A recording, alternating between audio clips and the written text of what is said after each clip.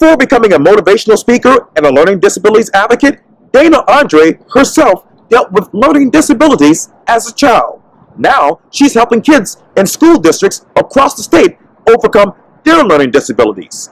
I sit down one-on-one with Dana for a special edition of Quintin's Close-Ups. And be sure to download the free Quintin's Close-Ups app in your Apple or Google Play stores.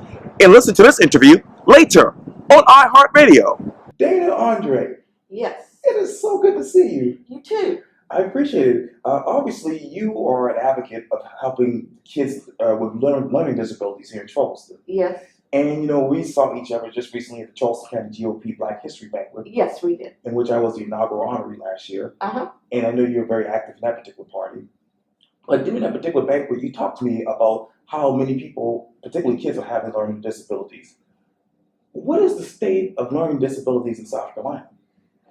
It is, we estimate, from what I read, anywhere from 20 to 30% of kids graduating are functionally illiterate. The school system, I would call us the invisible children. Okay. Because on the outside, we look normal. We don't have any physical handicap or disability. We're not blind, we're not deaf, we don't have limb problems or whatever. And people don't realize through many reasons, and I will talk about that in a minute, that as ours is in our brain. That's where our learning disability is. And because you can't see inside your brain, people don't realize, hey, they have a problem with their learning. It's not obvious to most people. And I think we could call the invisible children, because I think a lot of people think we're lazy, not capable of learning, and it's just the opposite. From what I've read over the years, we are very capable. If not, we're above average intelligence a lot of times. So what it is, our brain is awesome. You know, people don't think about our brain and how it works. And we can retrain our brain. That's my program. Yes, I can retrain my brain. Is about sharing my life as a child with a learning disability up to being an adult with a learning disability. And I had a father that was very supportive of me. He fought. The school system couldn't understand how to help me. And because of him fighting for me, I was able to get the help I need. And we'll go more into that. It just amazes me when I read the articles in the local papers over the last couple of years I've been down here. We're still falling through the cracks. There's not enough teachers that are trained in learning disability. The classrooms are still overloaded, 25 or more students per class. And my goal is to encourage the students, kind of be a motivated speaker, but mentor, to let them know they're not dumb. They can learn. It's just the brain learns differently. And how do we do that? Through testing. As a learning disability adult, I was 14 years old.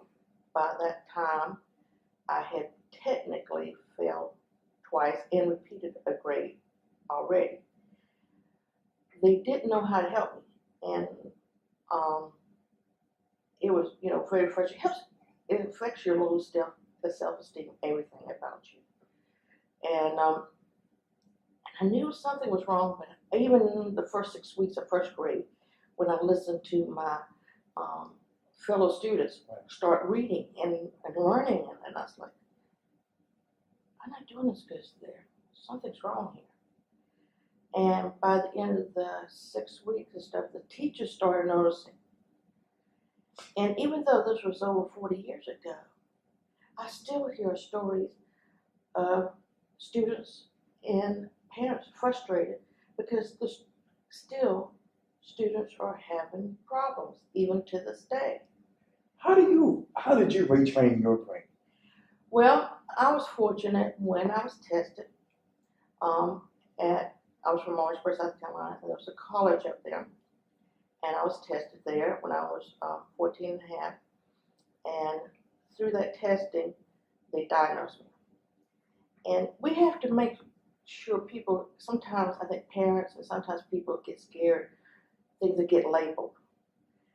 Think of a testing as a positive thing, not a negative thing. Like if you get sick and you've been coughing for a couple of weeks and you finally go to the doctor, and the doctor's going to run tests. He's going to find out if you have a sinus infection, have pneumonia, or do you have cancer. They do these tests to properly diagnose you, to properly give you the right antibiotics or what to do to get you well. Well, the educational system have these tests determine if you have dyslexia, HAD, or for me, it was oratorial, which means between my brain and my ear, certain sounds are like white noise to me. Okay. I can't distinguish it. Now, the English language being a very, very phonetic type of language, we spell phonetically. And if you cannot understand certain words, vowels and consonants, it makes it very hard to spell. And the brain is awesome because most words today, memory. It's like my brain compensates for it. So a lot of words I have memorized. I now, anything above 3 syllables is still very hard. Unless I use the word extremely a lot, it becomes very difficult for me to spell that word. But a lot of times, even though I can't spell a word, when I read and stuff, I understand when I read. Right. Okay. What led to, locally, there was no school. And Dad found a school called Trinity Academy down here in Mount Pleasant, South Carolina. Unfortunately, they don't have dorm rooms or anything. It's a local school. They were founded in 1972, and they were designed for dyslexia and learning disability children. So the first year, Dad found some other, the school connected Dad with some other parents who were from the Orangeburg area who had children who was diagnosed too, and they wanted to come. So we got a call pull together. And for the first year, I would get up 5:15, get dressed, wake my dad up 10 minutes to 6. He would get dressed. I would go, we met at the local McDonald's and we got there, got our breakfast. At 6:30, 7:15, we were on the road, all 5 kids and a mother, coming down here to Charleston, just to get my help I needed. I called it my 12-hour school day because by the time I got back, it was 5 o'clock at night, because we got to school around 2 something and, by the almost 3, and it takes an hour and a half to come back. So that year helped me a lot. What made that school unique is the fact that the students in the regular classes were usually 10 or under, but they had a special class called language development class. And that language development class was a teacher to a student or 2 students to a teacher. I was 15 years old at that point. So they put me up with another boy, and he was 13. And so it was just me and the teachers, to that one-on-one attention. After a week or so, a couple weeks, unfortunately, I was so embarrassed because the 13-year-old was reading better than I was. And the teacher realized and talked to the principal and said, hey, Dana, she needs some help and we need to get her on one-to-one. So that's what they did. And that summer I tried to take my driver's license and I didn't pass. Now I know why, because I couldn't read, the comprehension, the reading wasn't there. So the language development teacher and I used my driver book, South Carolina driving book, as my reading lesson. So for the next month, semester, that fall semester, we used my driver book, and I started learning to read that way. You talk about those classes that you all were placed in at that particular time. If you were to fast forward to now, what are the ideal classes that kids with learning disabilities need now? Yes, I think number one, teachers should train. We don't have enough trained teachers, I think. People really comprehending. I mean, we're on the tip of the iceberg. I mean, it is improving, but students still fall through, and I think smaller classes would help with that particular student. And also, either after school in the school system, or at least one of their classes, they need to get one-on-one with the teacher, or at least one or two students to teacher, whatever the problem is. If they're in dyslexia, those students need to be dyslexia. If they're more oratorial like me or whatever, we need, I think Trident Academy is a great example of how that one-to-one teacher made the difference. I was excited recently. I heard that the charter school system is in, they had a meeting a couple weeks ago. They're thinking about opening a dyslexia school, charter school, maybe here in Mount Pleasant. That would be an awesome opportunity there, because even though 25% of it has to be dyslexia, but also it could cover other learning disabilities. I think the children being in the right environment makes a big difference. Unfortunately, our school system, the budget's always being cut, or there's always some kind of problem.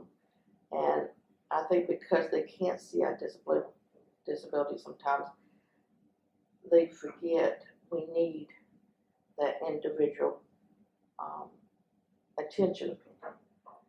Parents are so busy today trying to make a living, they're not trained to teach, or if they want to try to help,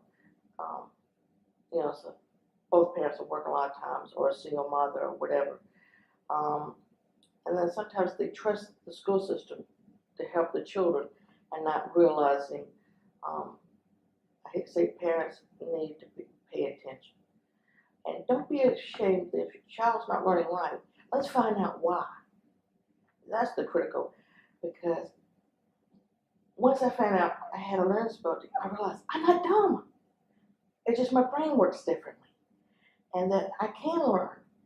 And as I learned to read with the help of the teachers there, and all the teachers acknowledging and respecting that definition of dyslexia or HAD or oratorial like me or whatever, you had such a support system there. They were willing to go the extra length to help you. They had empathy for you. They understood, they didn't think I was just lazy. There's many reasons to be hopeful, because I think with that technology today, if a child can't get a one-on-one with a teacher, maybe with computers and stuff today, we can help students that way too.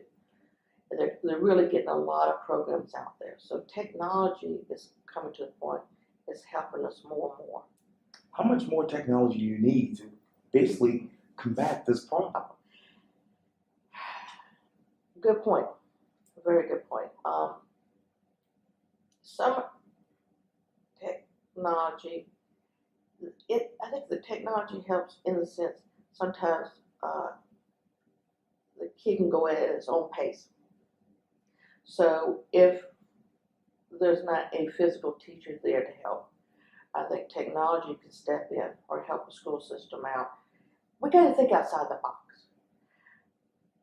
I accept my learning disability, but I try not to be a victim of it. Okay, I accept that I have limitations, but it doesn't define me all of it. What I mean by that is I'm not putting myself in a box. Yes, I have a learning disability. I love my father, but he limited me once he was labeled me a learning disability. He fought for me. He did not give up on me. He kept asking teachers, grade after year, what can we do? Right. And through that, I thank God for my father's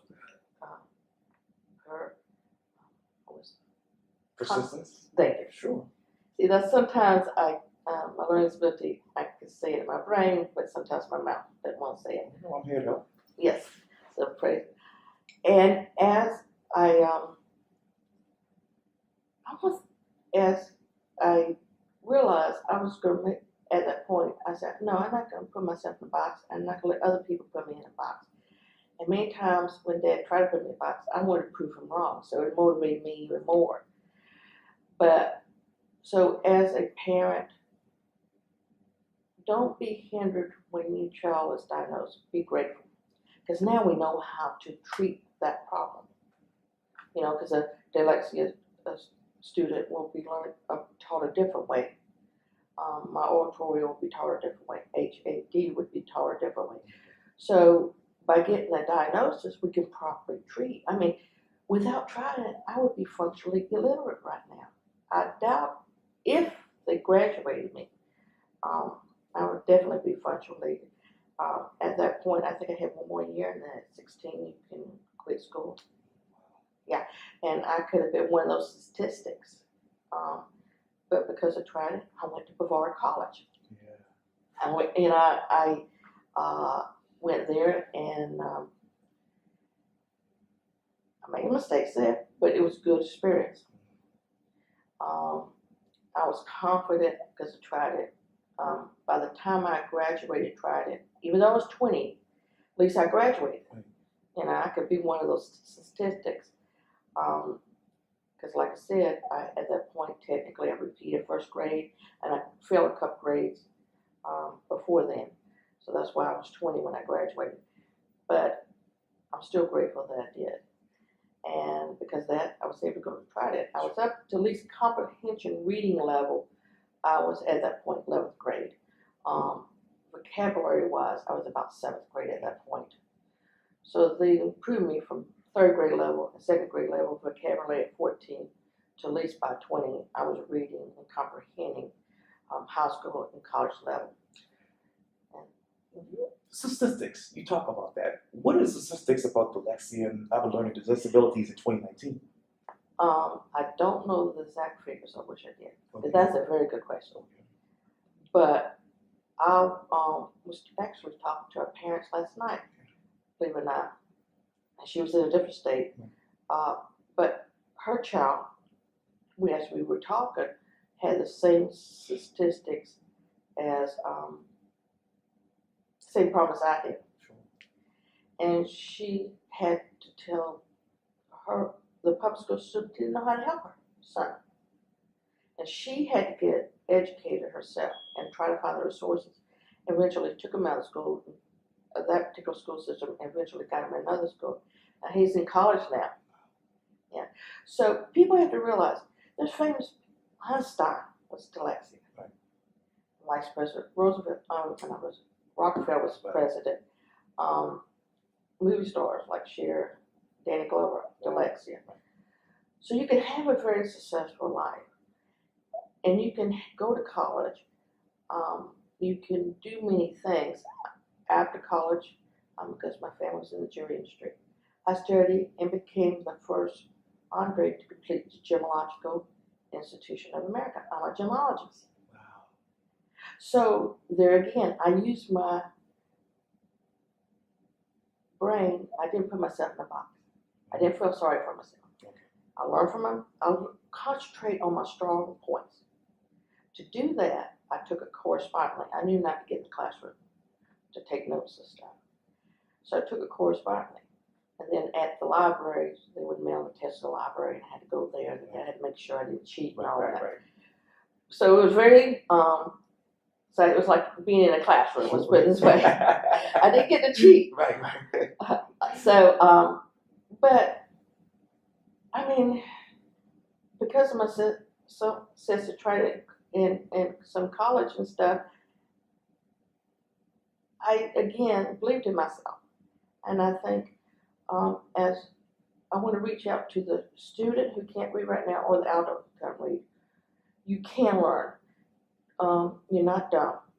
And to the parent, that your child's not dumb. It's just your brain function. And once we diagnose your child, what area of problem your child has, then we can approach getting the proper help they need. So think of a diagnosis as a good thing, not a bad thing, and not as a label.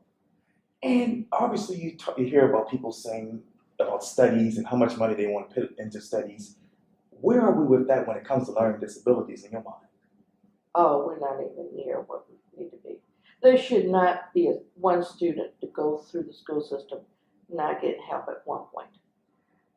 20% to 30% of our children, there's a reason why they're not reading at that level. I mean, 20-30% are graduating functionally literate. There's a problem. There is a big problem. And I really feel like that percentage is the learning disability child that fall through the cracks.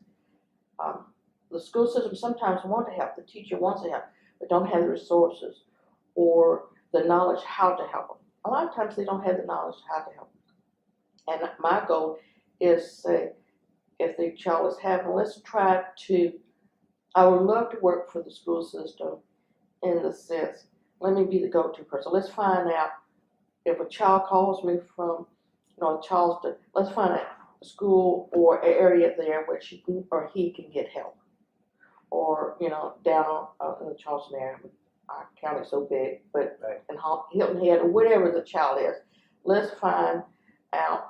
I know they have some programs in learning disability in the school system, but I think they're strained, they're limited, I don't necessarily want to be a teacher, but I want to say, hey, as they hear my story, they can be encouraged. Hey, let me be in someplace. Hey, let's find some money here where we can help the student after school. Either the child go into a local area, business that helps children with reading, for example. Or the literacy program. There's free literacy programs all over the place. Sure. And sometimes it's just as simple as one-to-one, using that literacy program. So there is many ways. Again, we got to think outside the box. There's many ways to come, because each individual is different. So it's not a one-all-fits-all type of program that works for everybody. You talk about money. How much money really do these school districts need to tackle this problem? I hate to say this. Today, I found out a couple of years to go to Trident Academy. It's $25,000 a year. Yes. So we're looking at $25,000, $30,000 a year. But think about it this way: the self-esteem, the productiveness of that kid going into society, paying taxes, being productive, have strong self-esteem. I read an article many years ago that over 50% of prisoners in the jail system cannot read. I wonder how many of those would be in the jail system today if they were in hospital, their school caught their learning problems, helped them learn to read, has self-esteem.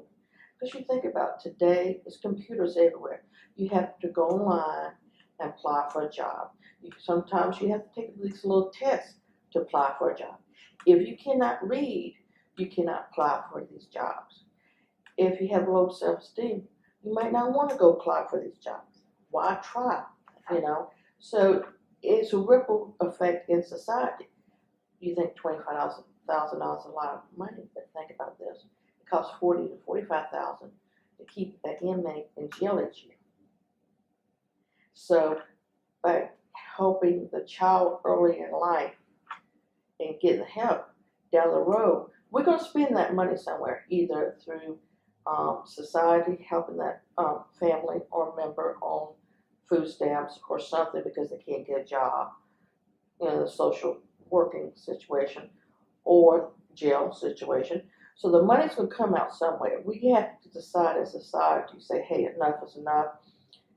We need to help these kids and let them be productive, because now, as a productive member of society right now,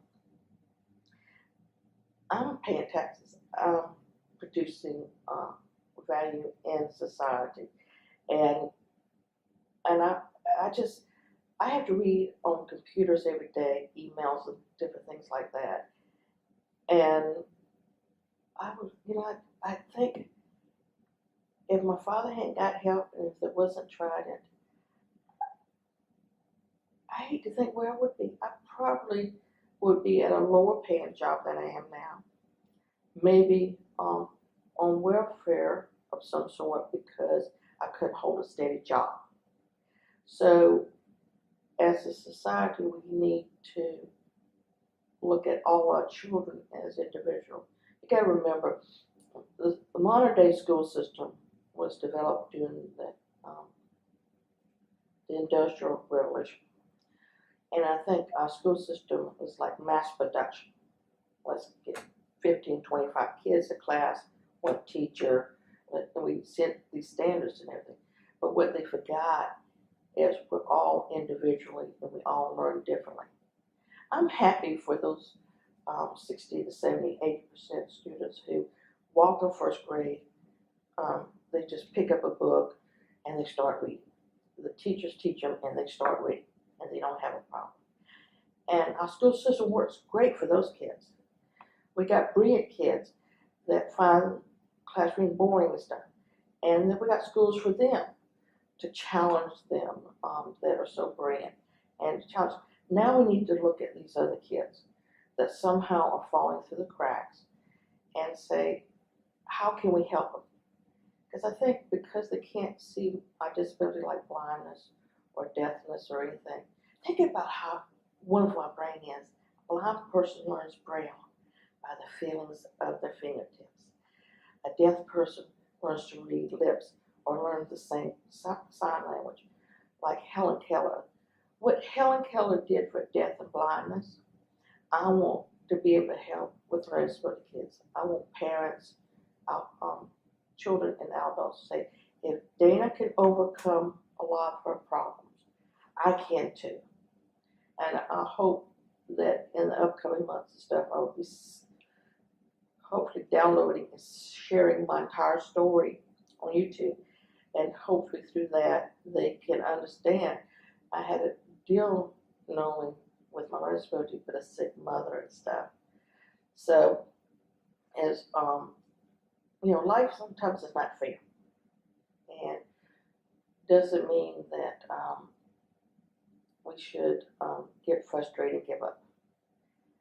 I guess it's a little fighter in me. It's like I did not, even though I was diagnosed, and I was actually happy, believe it or not, because then I realized I wasn't dumb. I just learned it. And it was just like, I came in this world fighting, and I think it's just a little fighting spirit in me. Because let's put it this way, I don't think any student in first grade or 4 or 5, 6 years old say, I don't want to read. I think everybody has inkling to learn to read, to grow, to mature in mental exercises and everything. So, I want to read just as bad as everybody else in first grade. I just, for some reason, I wasn't learning like they were. And I needed that individual attention. So I'm hoping that down the road, as I share my story, that really encourage them to not to give up on themselves and do whatever it needs to take. If you need to go across town, if you need to find a way. And if we educate more people, I'm hoping that more people will give money toward, say, develop an after-school program, even if it's in a different building, to help kids that cannot afford it. There's many ways we can approach this.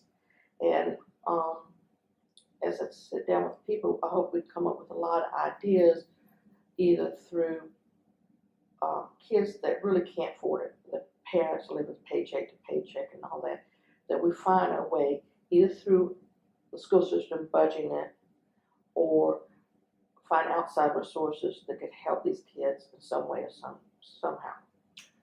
Motivational speaker and learning disabilities advocate, Dana Andrae. Thank you so much for your time. I really, really appreciate this. You're welcome. Yeah, thank you.